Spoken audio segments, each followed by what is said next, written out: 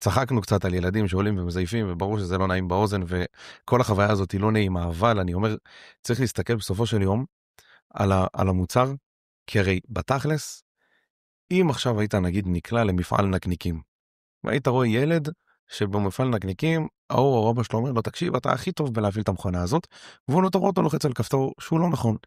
זה לא היה מעצבן אותך עשירית ממה שמעצבן אותך כשילד עולה ומזייף במוזיקה, כי זה תחום שאתה חי אותו. יושב על מקום שבן אדם בסוף, ברגע שזה המקצוע שלו, אז כל החששות שלו וכל הפחדים שלו סביב הדבר הזה, בעצם כשהוא רואה מישהו מזייף, אז הוא אומר, רגע, אולי צעד של 1 למיליון, שאני גם יש מישהו בעולם שרואה אותי ככזה שמזייף.